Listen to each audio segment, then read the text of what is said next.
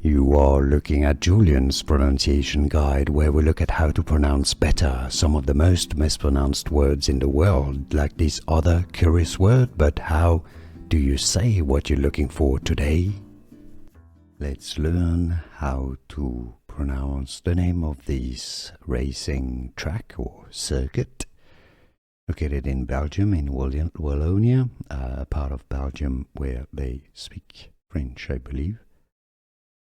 Spa-Francorchamps. Francorchamps. Spa-Francorchamps is how it's said in French. Formula 1 Belgian Grand Prix. Spa-Francorchamps. Francorchamps. Spa-Francorchamps. For more names from Formula 1 and car names, stay tuned.